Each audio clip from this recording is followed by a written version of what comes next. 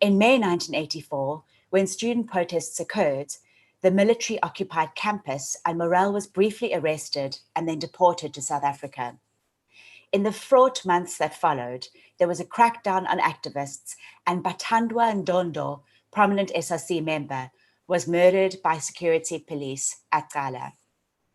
Morrell was able to find another academic job, this time in Surendra Bana's history department at the University of Durban, Westville. He taught third-year history to classes of up to 300 students. He also began to publish from his master's research on rural transformations in the Eastern Transvaal. His first article was titled Farmers, Landlords and the South African State, Confrontation in the Witwatersrand Beef Markets. Morrell joined the UDF affiliate, NUSA, the National Education Union of South Africa, in 1986. He became secretary of the Durban branch, working with Jeremy Routledge and Nozizwe Madlala, later Nozizwe Madlala Routledge, amongst others. This was the time of states of emergency, and living in South Africa was tense. Morrell was Secretary General of COMSA, the Combined Staff Association of UDW, and worked with John Butler Adams, Vishnu Pariyachi, and others to push the university to be more open and progressive. This brought him to the attention of Vice Chancellor Jaap Greiling, and without warning and in late December 1988, Morrell's contract was not renewed. In October 1988, he and Alison had a second daughter, Ashley. In need of work to pay the bills, Paul Melum and Bill Freund at the University of Natal, at very short notice, cobbled together a job for him.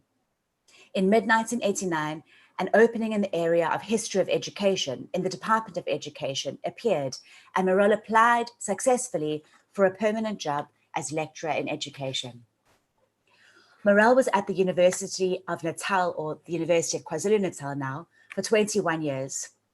In this time, he was promoted to senior professor and served as interim co-dean with Robin Mackey as the University of Natal absorbed the Edgewood College of Education and merged with the University of Durban Westville's School of Education. It was in the 2 decades at the University of Natal that Morrell found his stride academically. He began teaching gender courses and constructed a raft of postgraduate courses which attracted large classes and which still exist today under the leadership of Divya Bana. In 1997, he conceived of, organized and hosted the first Masculinities Conference in Africa. The Colloquium of Masculinities in Southern Africa ultimately generated a special issue of the Journal of Southern African Studies, as well as an edited book. Morrell's introductory essay remains, to this day, one of the journal's most highly cited and downloaded articles. The article's title is Of Boys and Men, Masculinity and Gender in Southern African Studies. Morrell had finally completed his PhD in 1996, and this appeared as a prize-winning book in 2009, From Boys to Gentlemen, Settler Masculinity in Colonial Natal. Morrell's masculinity work opened international doors, and he began to travel to conferences around the world. He became part of a new global network of scholars, often termed pro-feminists. He was invited to be a part of various journal editorial boards, including of the leading masculinities journal, Men and Masculinities, founded by Michael Kimmel. He developed a gender team in Durban that included Rele Bogile Moletsane, Divya Bana, and Vijay Hamlal, and he established research links with UK colleagues Debbie Epstein and Elaine Unterholter, both former South Africans. In the 2 decades of Durban life, during the 1990s and 2000s, Morrell was sustained and energized by a strong circle of friends. He had divorced in 1991, and in the period thereafter, he relied heavily on a number of people, including his sister Penny, who lived in Cape Town. Among other loyal supporters were Mike Hart, his spearfishing companion, Jeff Schreiner, his half-marathon running and gluing mates, Alan Rycroft, his weekly lunch companion, and David Johnson, who loved weekends by the sea. And then there were those associated with the touch rugby game that ran from 1985 to 2000 and beyond. That's 15 years of touch rugby, colleagues. And this included Keith Breckenridge, Kathy Burns, Ben Carton, Bill Freund, Imran Valoria, and Alan Whiteside. In 2006, Morrell met and fell in love with Monica Farrell, well-known radio personality. They married in 2007, but she died tragically of cancer in 2009, aged 60. The sadness and the increasing unpleasantness of the work environment at UKZN propelled Morrell to move to Cape Town, where he found a job in the research office in January 2010. In this position, Morrell's job was to support mid-career researchers and to promote interdisciplinary research and African-centered collaborations. The move took steam out of his masculinity work, since at UCT he was no longer considered to be an academic. On the other hand, it opened the door into the third space, work that occurs between the conventional academic space and support services. He was well suited to this work and enjoyed it. One research project that was permitted in his new position was around knowledge production. He was fortunate enough to be invited by long-term friend Raewyn Connell at the University of Sydney to collaborate on a Southern Theory project with colleagues in Brazil and Australia. And this resulted in a book co-edited by Fran Collier, Raewyn Connell, Meyer, and Rob, titled Knowledge and Global Power, Making New Sciences in the South. The geopolitics of knowledge production remains a relevant issue, and Morrell developed reading groups and research projects to build a critical mass. Key players at UCT were Amita Jaga, Anya and Francis Nyamjo, Vanessa Watson, and Rebecca Hodis. Having been born in Cape Town, Morrell had effectively come home. His mother and sisters lived close by, as do his daughters. To complete the picture, he met Karen Barnes, Professor of Clinical Pharmacology at UCT, and they married in 2018. As he approaches retirement, he looks forward to writing a book about Durban in the 1980s and 90s, supporting the work of the Academy of Science of South Africa, and continuing to work with academics to help them along a career path that can be rocky, but also comes with huge rewards. Thank you, Rebecca. And for those watching at home, if you're wondering how do you become a distinguished alumni, well, yeah, exactly that. Exactly that. Thank you so much, Rebecca, for your time. And thank you for doing the right thing and nominating him, right? Thank you so much. All you and those 18 people that gathered, thank you so much for this moment. So Rebecca's just going to join the rest of you guys on the other side. And then we're going to continue, obviously, the conversation with Robert and, of course, the VC that's going to be with us. If you've just joined us, these, of course, are the leadership conversations that are taking place. We're celebrating 2020 Distinguished Alumni Rob, who's absolutely done amazing work in his field for the university and, of course, in society, things that we'll definitely touch on later on. But now I can see the VC is giving me a hard time. He's ready, he's itching to give his congratulatory message to Rob. And of course, they know each other. They go a bit way back. So over to you, VC. Thank you very much, Ntobeko. Our esteemed guests, friends, and family of Rob, and colleagues of Rob at UCT, Rhodes alumni, all of you, a very warm welcome. Our university recognizes, honors, and celebrates its alumni who have distinguished themselves in our society and beyond through the award of the Rhodes University Distinguished Alumni Award. The aim of the award is to honor Rhodes University alumni who, through their individual actions, achievements, and selfless service to humankind, have enhanced the reputation of their alma mater.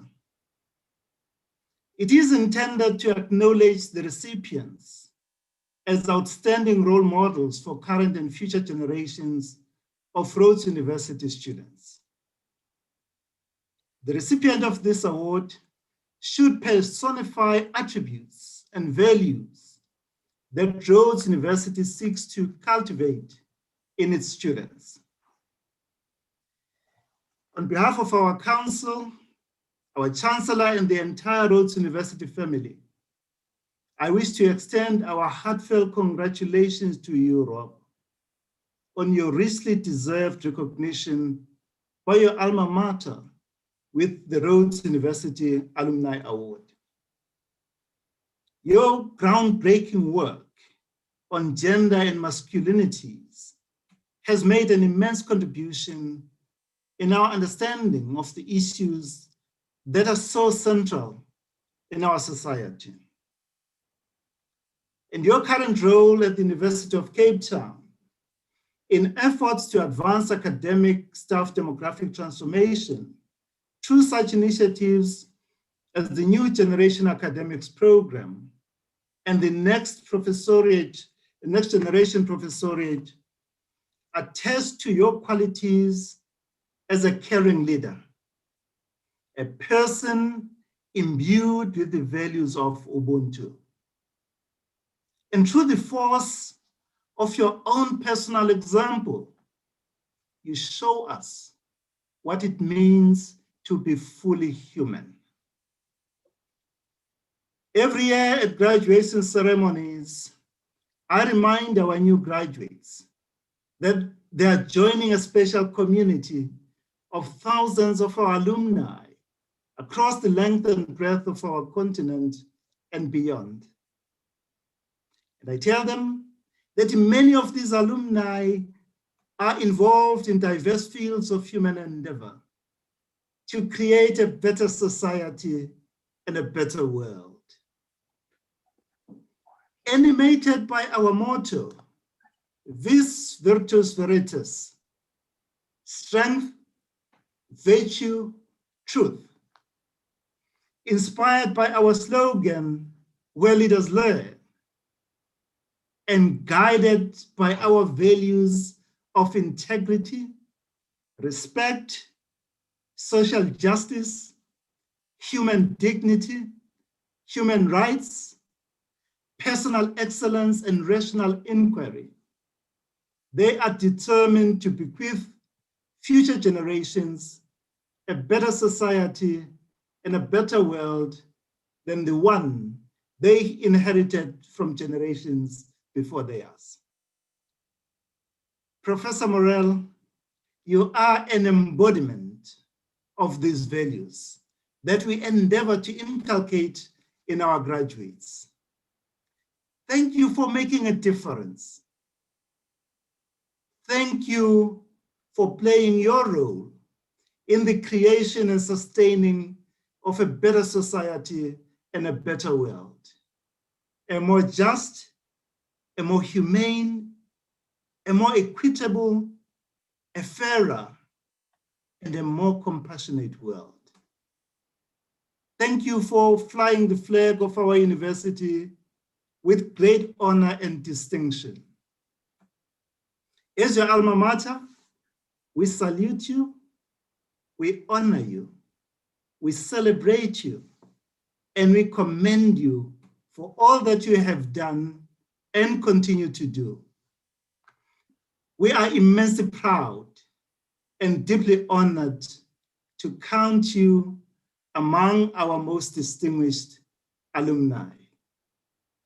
Once more, hearty congratulations, Rob. Thank you. Thank you very much, Sizwe. I just have to follow up. In Zulu, we would say, Exactly. You know how it goes, Rob. You know how it goes. How does that feel? How does that feel, Rob? It's very humbling, non-tobacco. And thank you very much, Sizwe. It's not often that you, or at least in my life, but I suspect in most people's lives, that one is the center of attention. One is congratulated. It's humbling, and it does make it feel as though the hard yards were worth it, that people did notice. I think that we live in times when a lot of good deeds are not noticed, and some of them are just quotidian, they're daily small things, but they make a difference. So if I've made a difference, I feel, as I say, humbled, but also very gratified, because it's taken people out there to notice. And I should say, just picking up on one thing that Sizwe mentioned there, that I do have a fantastic job. that there is great reward in helping people, seeing them flourish. Being an academic is not an easy thing. And the power of academics themselves to influence lives is enormous. So you want to help, I want to help people to build South Africa's universities to be as strong as they can be in all aspects. And that does involve, a great many things, the research and the publication, the teaching and the supervision, the administration, management and leadership, and the social responsiveness. The academic role has grown enormously since people like me began, in 1982. The vast spectrum of engagement wasn't really recognized. There wasn't a language for it. So I really thank everybody for this award. I'm truly humbled, and I hope in my last remaining years of engagement in higher education, I'll continue to be able to help people. Thank you. Oh, certainly, certainly. I'm sure you will. I mean, you just have a book out, but we'll talk about that closer to the end of the show. Because I guess things just have to keep continuing. But I like what you're saying. It matters to be seen and it matters to be celebrated when you've done such commendable work in your space and pioneered in so many ways. But the other thing is that a part like yours can be so intimidating when you see the end result, when you see the accolades, especially being awarded on evenings such as these and days such as these. But the journey had to somehow start somewhere, Rob, doesn't it? See, the student gave it a good nod. Now, Rob, you spent your time at Rhodes. You had Rhodes from 1976 to 1978, and you completed your honors degree, a completely different context to what we have now. Teleport us back to the 1970s, Rob. I'm glad I'm a historian. I've got a pretty good memory.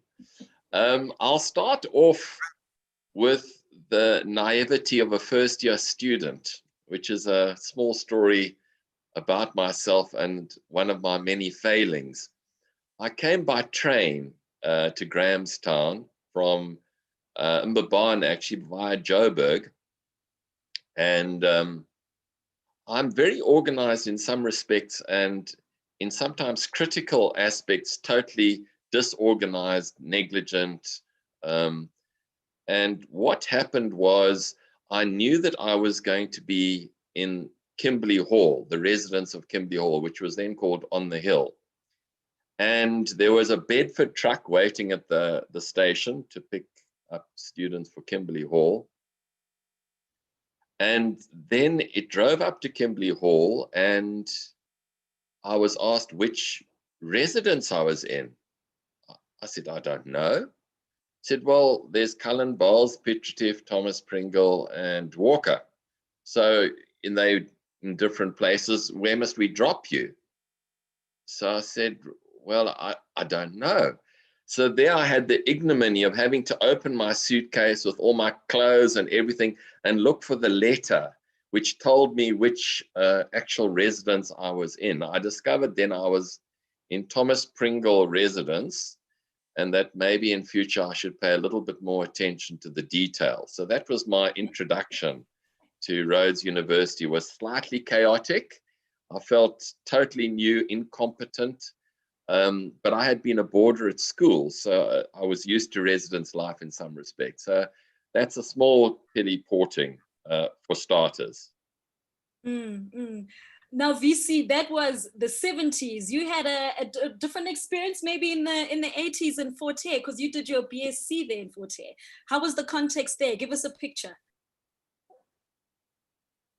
Mute.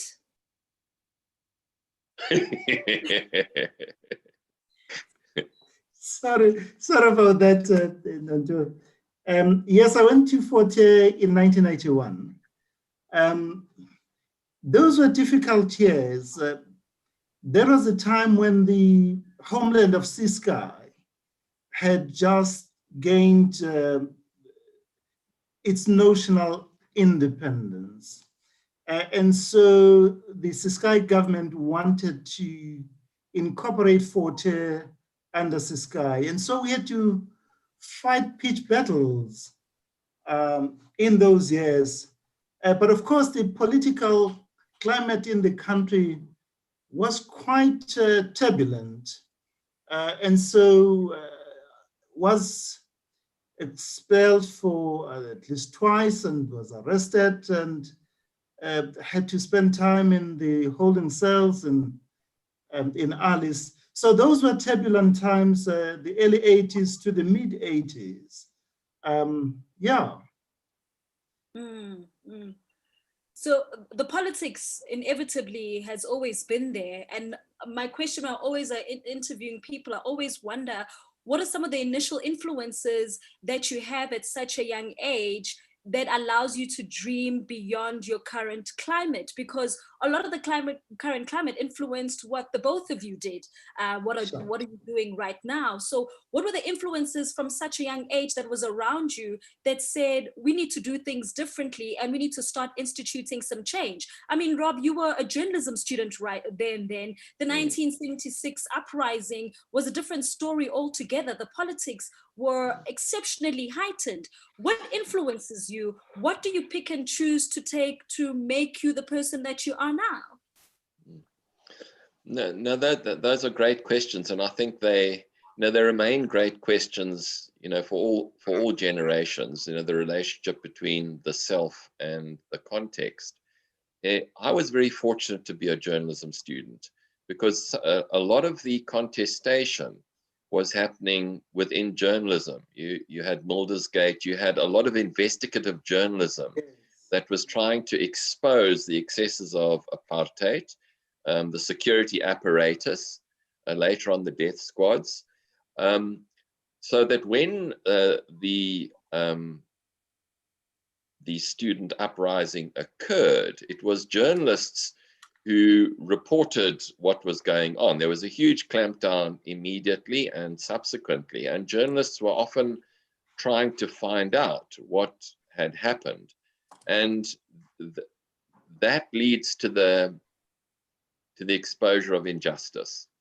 And the drive for truth in South Africa, I think, has always been connected with the drive to expose injustice. So journalism students were generally infused with a curiosity about what was going on, but also a concern about what was going on.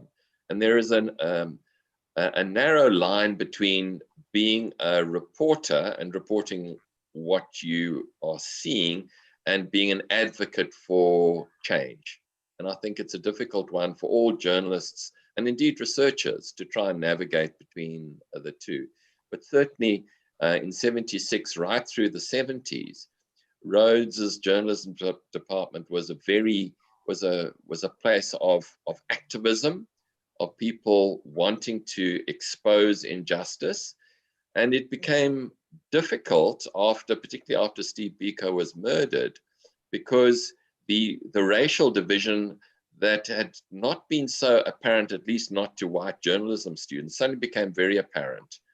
And it became very difficult to associate with the mainstream of political activism, where Black consciousness became rapidly dominant, and there was a distance and a suspicion of white activists, young white activists, who thought their role should be bigger or could be bigger. So those were difficulties. And of course, in the South African environment, of course, these things are not ever going to go away. We're always navigating between different streams of politics. And I think it makes us the richer if we allow it to make us the richer, if we learn about the sensitivities, one, and two, we learn that there are often different ways of approaching the same goal. I think sometimes South Africans can be pretty intolerant. I certainly number myself amongst the number who have been intolerant. I'd like to think I've grown my tolerance, but I'm sure there are lots of people out there who would say, no, Rob, you are intolerant, brew. You're impatient, etc., etc. But I do think, nevertheless, that this is an area that we need to grow more in South Africa. We need to develop understanding more, to reach out more. because the divides in our society, I think, are growing, and COVID has certainly made them worse. The levels of desperation, poverty, inequality are growing. So all of us face this challenge in our daily lives. What can we do? We can't solve the situation, but we can make a contribution. Sorry, that's rather somber, but we do live in difficult times. Yeah, definitely. Now, for the interest of time, I'd like to stay longer on some of the questions, but I'm also getting a nudge here to try and move on to the next one because there's just so much scope. So, but briefly, Rob, I wanted to touch on you that, you know, in 1989, as your citation went, is that when you started all of these gender studies and a look into masculinity, you knew very little about gender. And obviously you combed through a lot. I'm not even talking about your time in KZN and the patriarchy faced in KZN, but maybe you can give us an idea about that nudge and that push towards the work that you have specifically chosen to do and the ripple effects of the good of that work. And maybe after that, the VC can pick up about the challenge of, you know, trying to maintain that work through contemporary times. I'm sure it's tough. You are dealing with the digital era. You are dealing where people want their freedom. They know their rights. You are dealing with an era where masculinity is still a big thing and a big topic. How do you deal with it in contemporary times? So I'm going to hit on to Rob to tell us a bit more about his studies and his big checkpoints when he looking into the gender studies and masculinity. And then we'll come to you, a VC, to find out how are contemporary times treating you. And I'm sure you certainly have your hands full. Rob, let's start with you. Well, you've opened up a big jar there, Nontobeko. So let me start with two opening statements. Living in South Africa is an interesting experience, and it's always a gendered, raced, classed experience. And we have multiple identities. But for me, and particularly in relation to this question, the idea of how I could express myself as a male person was an important question, because I had multiple inputs into growing up. I went to boarding school, I went to single-sex boys' schools, white schools, I went to multiracial schools, coeducational schools, and I had a lot of different models of what it meant to be a good man, a good boy, and they weren't all always in alignment. And so I think I would say that it's easy to be a little bit confused or indecisive about how you interpret who you want to be as a male person. And when I became a father in 1982, the biggest challenge was to understand myself as a father, which I found very difficult. And it was in the subsequent years that I've done research, a lot of research on fatherhood, but to try and understand myself in relation to my children, to my then wife, Alison, was a big challenge. And it led to a lot of introspection and, in my case, to many years of psychotherapy, where I used to go weekly to see a psychotherapist to try and understand my anxieties, my sadnesses, my sense of failing. And that is an important space, because it can be a strong foundation for engaging with the wider world. If you want to be interested in masculinity politics, I guess I would say it's helpful to know yourself well. And if you know yourself well, you'll know not just your strengths, but hopefully you'll be acutely aware of your weakness. And if you're aware of your weakness, then you'll be able possibly to understand, you know, the difficult societal problems of inequality, of violence, of intolerance of people of different sexual orientation, all the big things that we confront in our country. They somehow live in each person in some or other form, and one has to confront what can be forms of prejudice, bigotry, lead to discrimination, and make peace with them. So I was fortunate that I had this parallel path. I was trying to understand myself while I was also observing through the eyes of a historian what had happened in the past to give South Africa a particular gendered landscape.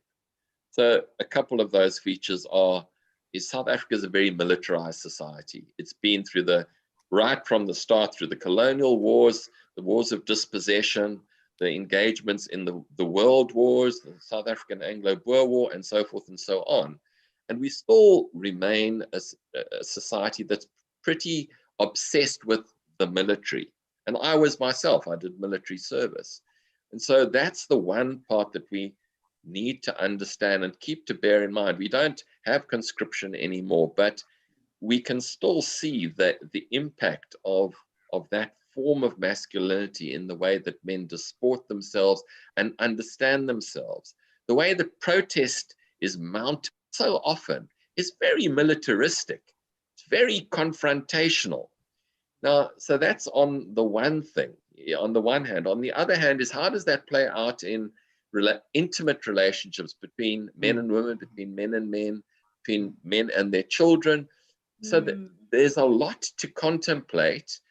And that's why I remain very committed to the academic and research project of masculinity, because I think there's never an end to it. There's always something that we can learn. And I think we need to find imaginative ways of doing things better and differently. We need to find a more peaceful and democratic way of being, because our country is not in a good place at the moment. And we're still falling back on old confrontational, quite violent ways of trying to resolve things. And that bothers me. But you know, the one thing I must definitely say, Rob, is that somehow over the years also women have been able to find their voices, to be able to pinpoint and voice out exactly some of the sentiments that you have vocalized, which I'm sure VC you have seen quite a lot of coming through your offices, but also on social media, as we've seen different movements that have come over the years. So tell us about how the dynamics of masculinity has played itself in your social context, in your institution, with so many layers from different backgrounds, all intersectionalities. Nantobeka, this is such an incredibly important topic that you have opened. And I must say with great pride that our students, particularly women students, have been at the forefront of raising issues of sexual and gender-based violence in this institution. Anyone who has gone to Rhodes University will know and will understand how important that issue is. And deeply embedded in that is the issue of toxic masculinities. And so in 2016, we had quite a huge protest of our students who were challenging issues of sexual and gender-based violence in our institution and in our society. And so, in fact, we do prosecute some of the students who behave themselves inappropriately. And interestingly enough, we have seen there is a pattern of sorts, particularly with young people who come from private schools, single-sex private schools. They tend to exhibit that kind of macho mentality and so on, which is unhealthy. But the point that Rob has raised is something that is very close in my heart, because I've been asking myself this question: why are we such a violent society? Why is violence so endemic, so pervasive in our society? Because then it manifests itself in terms of sexual and gender-based violence. When someone steals your cell phone, they don't just take your cell phone, they kill you. And you say, what is it about our society? And so my challenge to Rob and others is to really find a way of drilling deeper into this issue of understanding our society. I think he has already touched on the fact that we are a highly militaristic country. The military and the way we do things is very, very militaristic. How do we then start to raise young boys to become responsible young men who are able to respect the bodily integrity of another person who don't believe that they have a right to interfere with any other person, so that we can stop issues of sexual and gender-based violence before they happen. That for me is important. From early childhood to the schooling system to university, what kind of programs do we need to put in place to raise young men to be responsible adults? And we are able to deal with issues of patriarchy. We're able to deal with the issues of toxic masculinity. How might we build a better society than the one that we have? I do understand the issues of criminal prosecution and the like, but at that stage, damage has been done. How do we ensure that that doesn't happen? And so at Rhodes, we do have a chair in critical sexualities, which is occupied by Professor McLeod, dealing with issues of sexuality, gender, and sex. And those are things that we really need to understand. I was talking to the parents yesterday and asking them to have a conversation with their children on how to manage relationships and so on, because we don't talk about these things. So Rob, I think that is such a critically important issue that you are working on, and there's so much work that still needs to be done. Thank you, You know, Rob, as the VC is talking, I can't help but think of, we're getting to a point where we're starting to know very much where our problems are in masculinity, in the patriarchy and all of that. How do we draw the line with performativeness, with people that make us think that they get it, and they're trying to transform, but in actual fact, it's a performance? How do we draw the line in the psyche to say, you shouldn't just perform the change, but you need to be the change? And it's as if some people have that flip of, oh, no, they've only been presented as the serious, formal person, but behind closed doors, another sort of masculinity comes out to prevent itself. So there's a bit of level, is it performative? Is it not? Or are we always just going to be sugarcoating what really is going on here? Yeah, non-tobacco. It's such a difficult issue. I mean, let's just make a couple of comments that it's not just a South African problem, it's a global problem. So, you know, we must own our problems, but also understand that it's a deep phenomenon, and it raises so many issues. So that issues of intimacy, so unrequited love. Let's just take an example of unrequited love. You are a person. You have a love for somebody else that it is not returned. What do you do?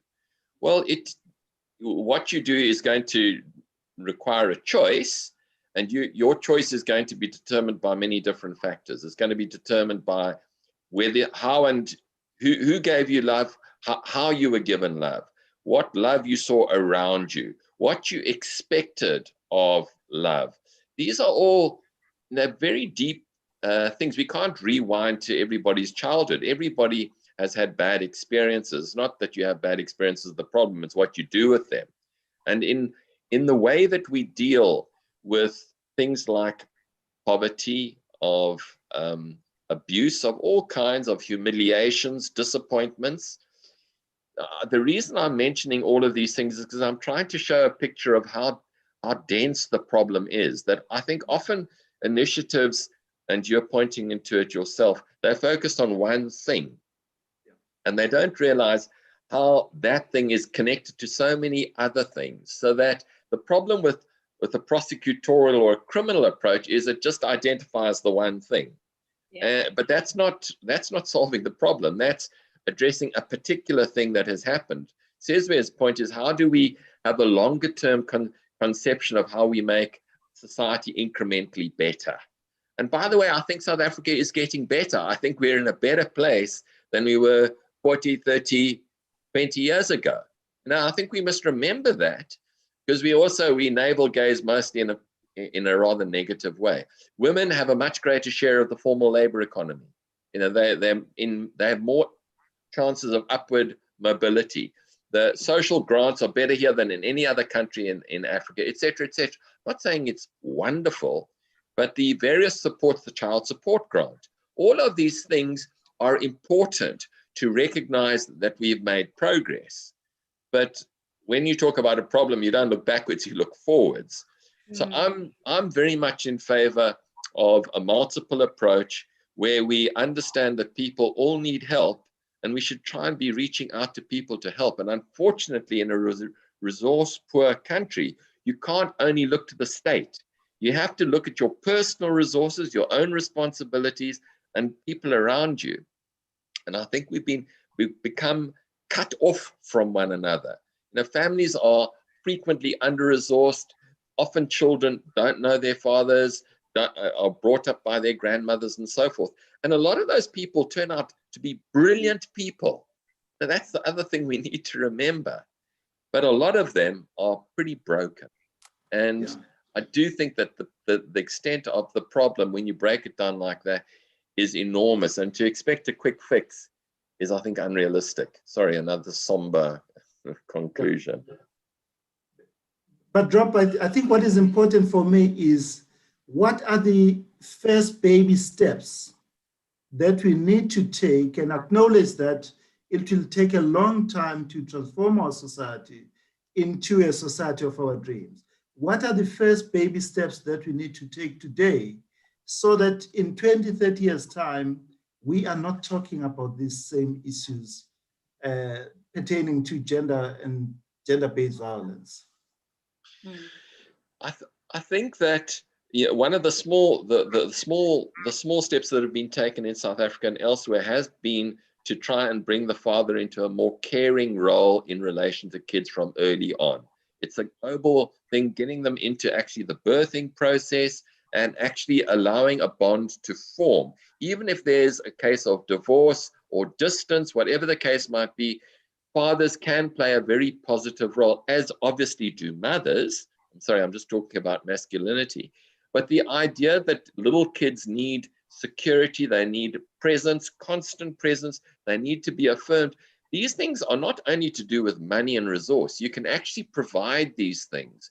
But I think that we've gotten to a situation where these things are not readily provided on the scale that they needed. So these are the small steps. I think they are feasible. They're difficult to count, but I would advocate them, that we all have love and care to give to people around us. And we should be trying to do that. It's a bit touchy-feely. It's not going to make the policymakers happy, but that's my personal mantra, that we can all make a difference, and that that's where we need to start. Thank you so much, Rob, for that.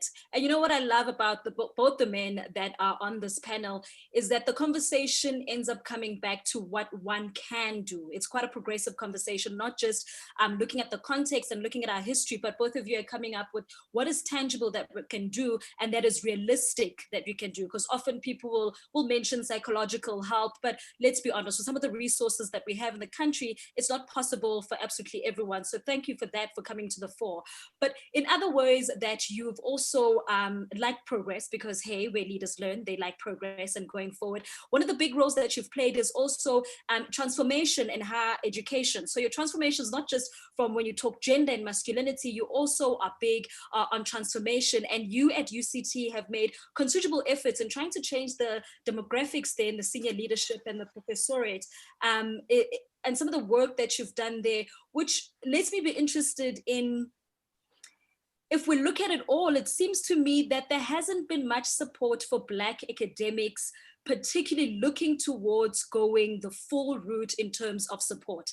It's always assumed that, listen, we academic, we scholarship, everything will just work out because things work out for you guys.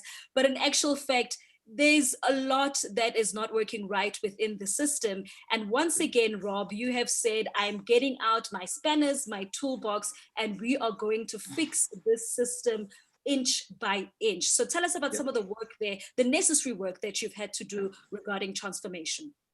No, thank you. Yes, we need we need to support academics. The load of an academic is increasing, and in what's called the neoliberal university, the way in which we count value is making the demands on academics more, and it is producing a climate where it's difficult to work collaboratively, to care for people. It's forcing us into an audit culture where you count things. So part of my work is to address institutional environment and institutional cultures, so that we do begin to understand that our path is the path that everybody is walking, and we can do this together, or we can do it competitively against one another. My preference is, let's do this as much as a collectivity, understand that all of us have disappointments and all of us will have triumphs. We need to recognize that. So my job is to draw people together and to alert them to the power of the collective. So that, yes, I help individuals on their individual paths to promotion and establishing themselves, publishing, doing okay with supervision. But my real passion, and I think how you change universities, is to change more than one person. You change collectivities. And when you do that, you begin to produce new networks, you begin to change narrative possibility, and I think you begin, in time, if you're patient, you get new role models. So just if I could expand, the Department of Higher Education and Training introduced the NGAP, the New Generation of Academics program. It's the next program above that is the Future Professors program, which is being run currently out of Stellenbosch with Jonathan Jansen at the head. And that's a national program to support Black South African scholars to become full professors. So there are a number of collective programs that are understanding that, A, it's difficult to make hierarchical progress because there are so many demands on you.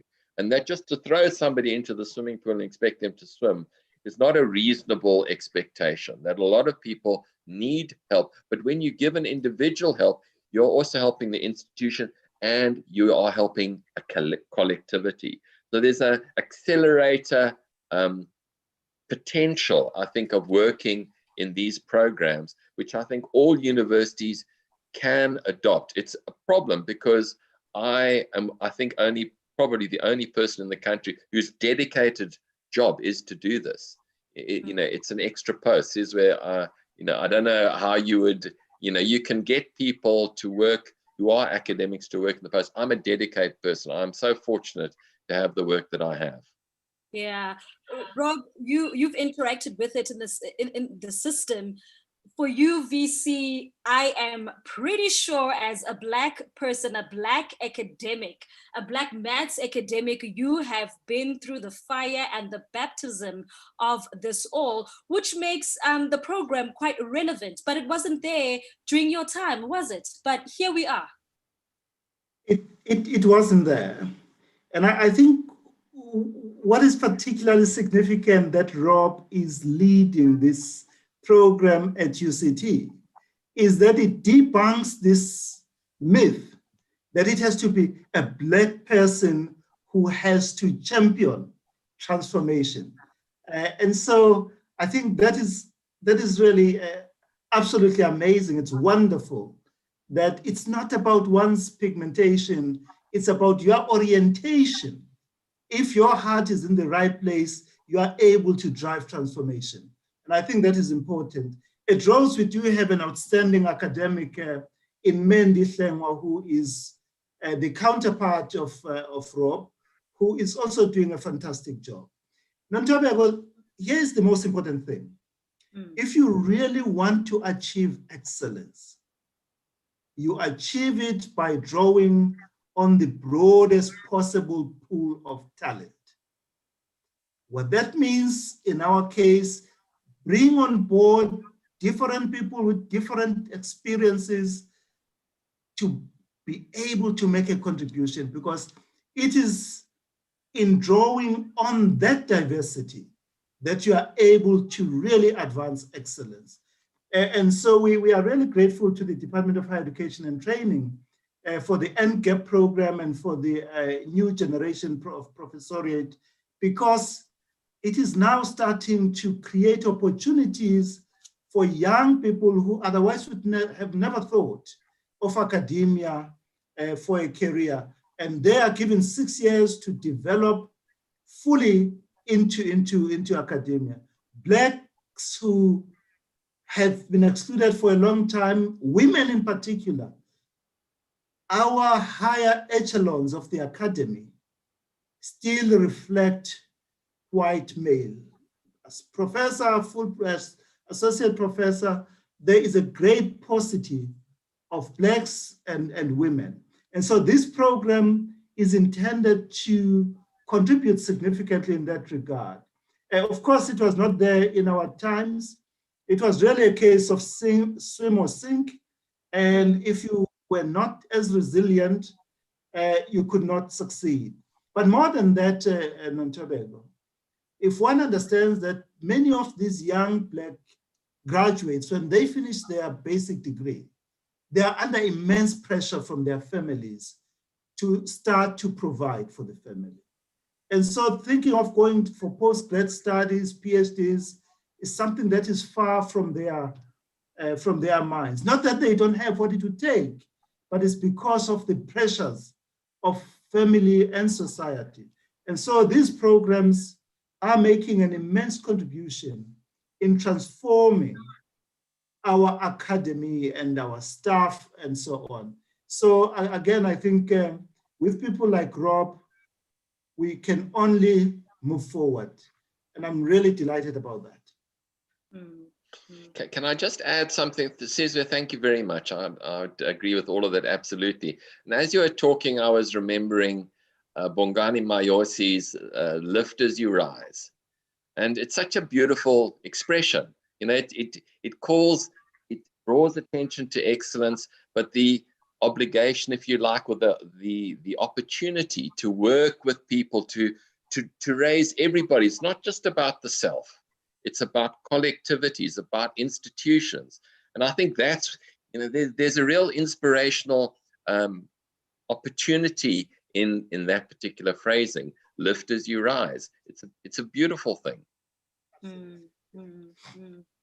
And the thing is with your job, Rob, is that you also need to deal with people that are invested in wanting to see tangible change. Hey, there's only so much sugarcoating that can be done, because now we really want to see the transformation happening. So you get to see both sides of the coin. You get to see the ones that are sugarcoating it, and then you also get to see the struggles and the support that you have had to give to some of these learners that really just want a better academic life for themselves.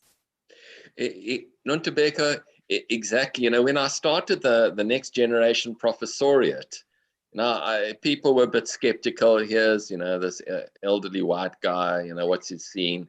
And the one thing I remember very clearly, it was a real resentment, which I totally understand, is I don't ever want to be a development professor.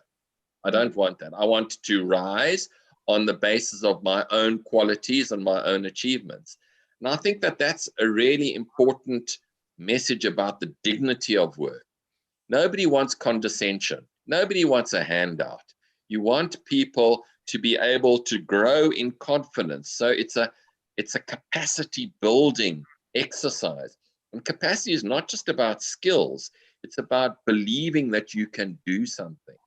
And the institutional environment often does not give you that sense that you can do it. Actually, it knocks you down quite a lot. You know, you submit a journal article, you get a rejection, you get another rejection.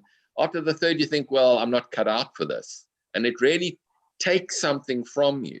So that's where the collectivity can help, that you realize that everybody is struggling, everybody gets rejections, and that you can help one another in this process of becoming a confident academic and meeting the requirements that in the case of my cohort are the requirements of ad hominem promotion.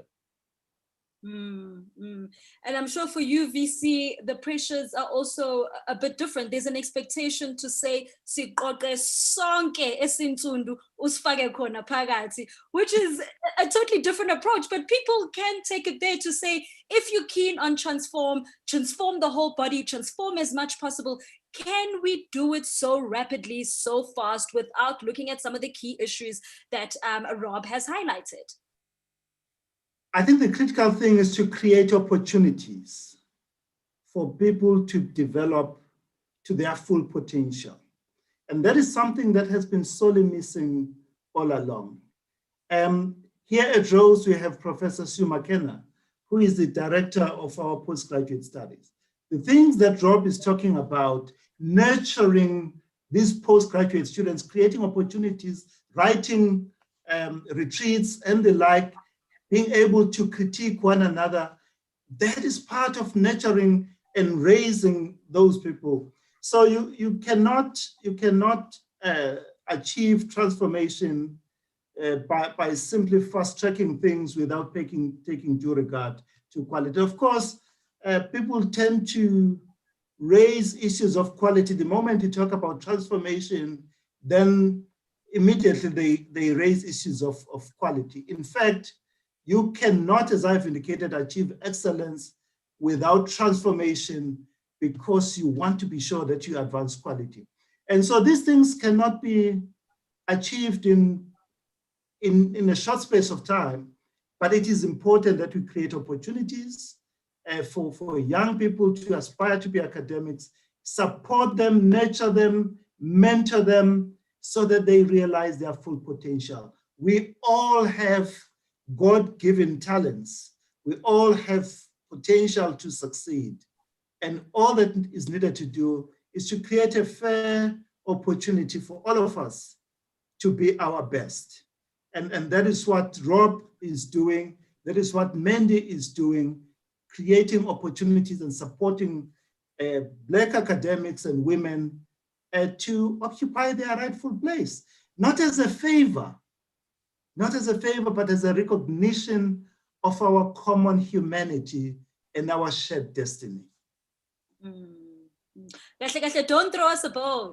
Don't throw us a bone. We are good at what we do. We will transform at the right time, at the right pace, and we're coming for it, you know? And you're right about excellence. It has to be driven by excellence, because if the world doesn't revolve around quality in product and in service, I don't know what else we can use to navigate this. But thank you so much for that. I'm always bad with time. As a host, I know that's the wrong thing to say towards the English of the show, but we did get a couple of extra time. I got an information there from Luyanda, and I know we meant to skedazzle towards the endish bit, the last topic of knowledge debates and Southern theory, and I know we won't have much. So I'm just going to jump onto the book that you have co-authored, Rob, right? Knowledge and the Global Power, Making New Sciences in the South. Your work is not done, Rob. Never say die by mistake. So tell us about this. You are continuing to write. You are collaborating with more and more people that are also invested as you are in the knowledge system, but also the indigenous knowledge systems of Africa. So that knowledge project with my colleagues in Brazil and Australia, and actually now with quite a large number of people, I've got a reading group that that Rebecca's part of, that we focus on how is knowledge produced in South Africa or in the South. And the idea of Southern theory, which this book tries to advance, has a number of aspects to it. One, there are certain theories that are called universal, but in fact they are concentrated in the global north, particularly in the US and Europe, and the effect of that is to marginalize certain other ways of understanding the world. So that's the one. There's an inequality there that has a silencing or marginalizing effect. Contemporaneously, there's a problem with the bibliometric surveys of knowledge production, that most knowledge is produced in a small number of countries. South Africa does okay. In fact, we're the third largest producer of AIDS knowledge in the world, so we punch way above our weight there. But it is to say that if knowledge is produced most in certain locales, in certain contexts, there is a danger that certain questions are not asked or they are answered in a particular way. So there are interesting questions that come up about how does the geopolitics of knowledge impact on, for example, the creation of policies in South Africa?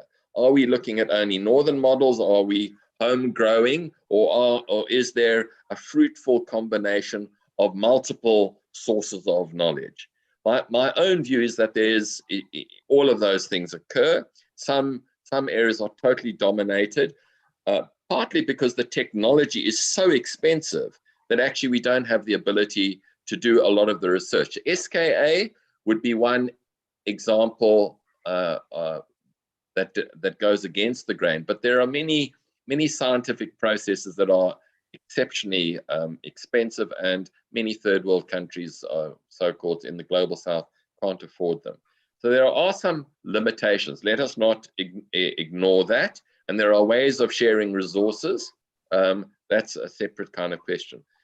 But for South Africa, I think there is a question about where have we used our niche advantage to greatest effect? And I think there are many areas that we have. SKA would be one where we've taken a natural advantage and maximized it. But there are areas of evolutionary biology, the development of human capacity, violence studies, peace studies. We have got amazing Nobel Prize winners from this country. We are actually a leader in trying to understand conflict resolution. I mean, it's the flip side of having so much conflict. So it's important for us to consider not just ourselves in isolation of the world, but try and understand our research more broadly and to work on areas where we are in deficit, that we're not putting in resources, but also to maximize our advantage, as we've done in AIDS research, as we've done Punmo Gobodo Madikizela's work on truth and reconciliation.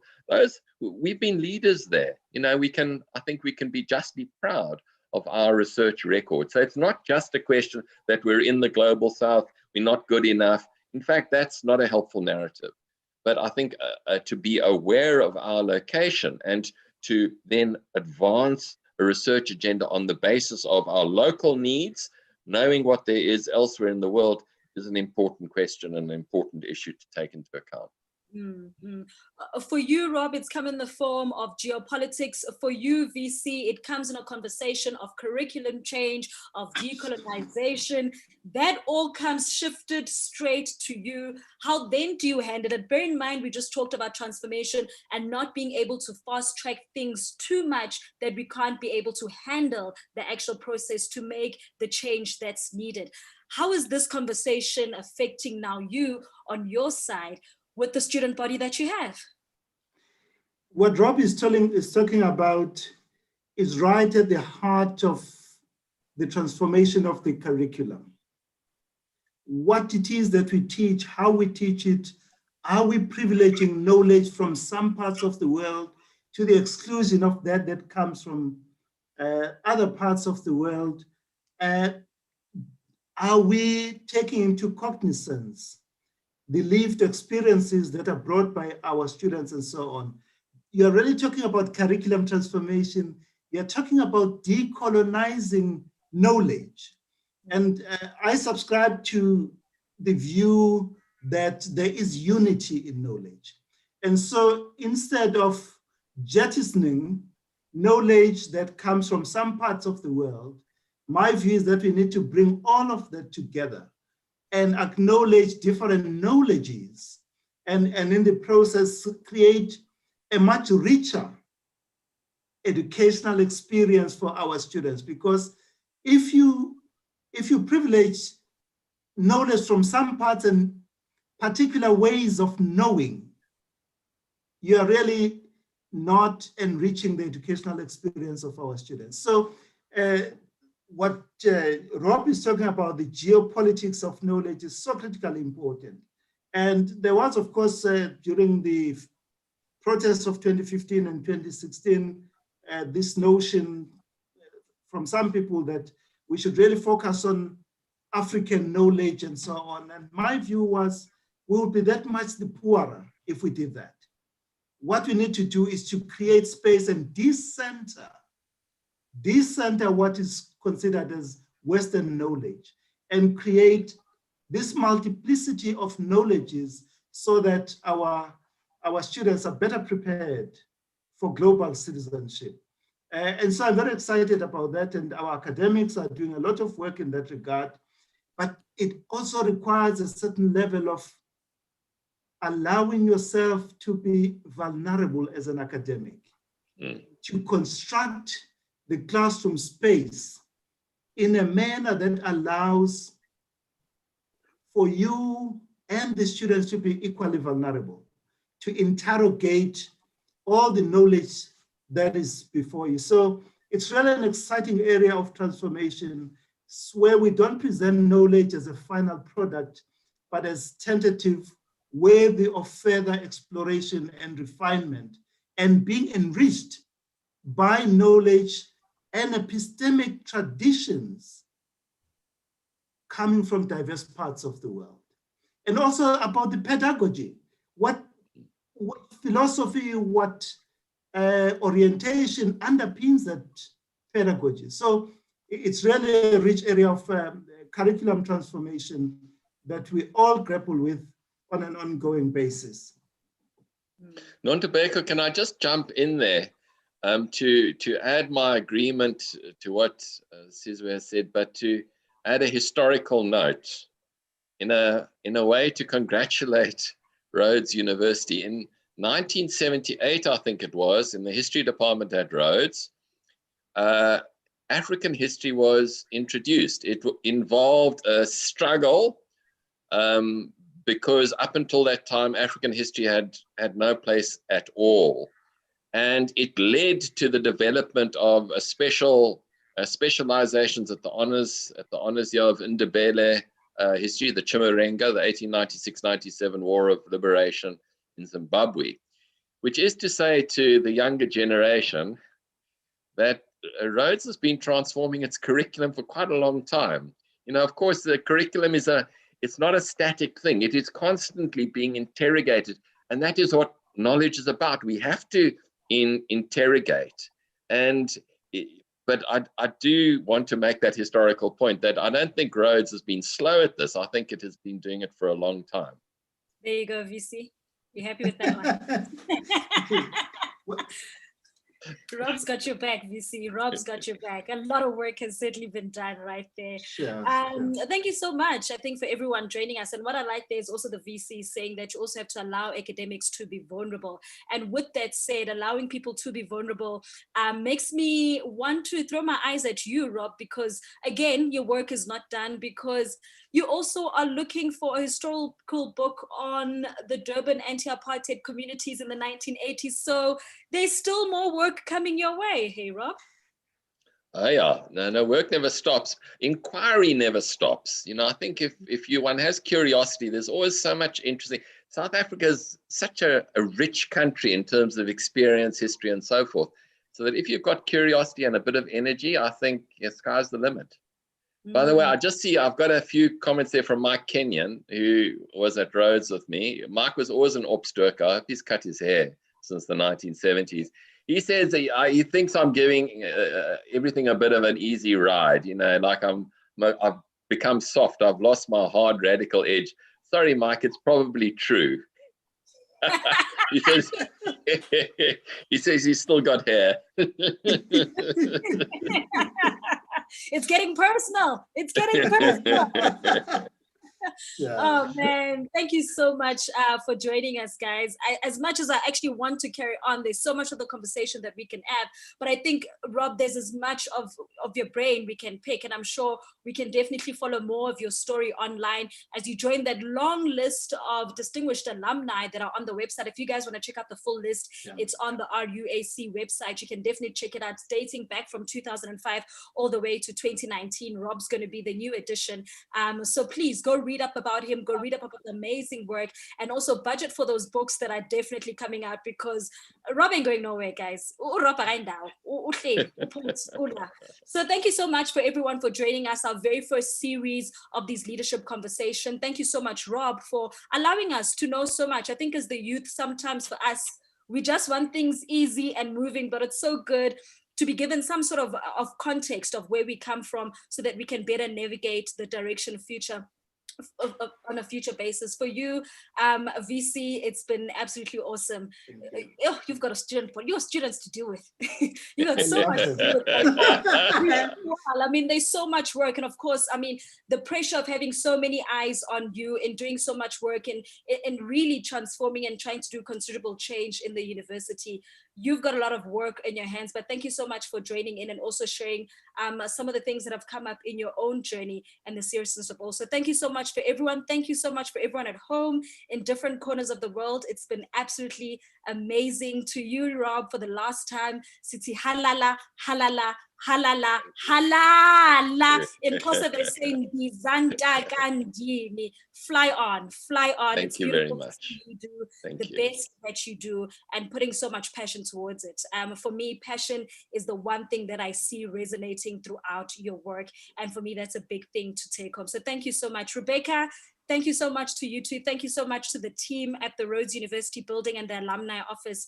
We really do appreciate these conversations. So from us, let's love and leave you guys. Any last words, parting words? Well, Goodbye.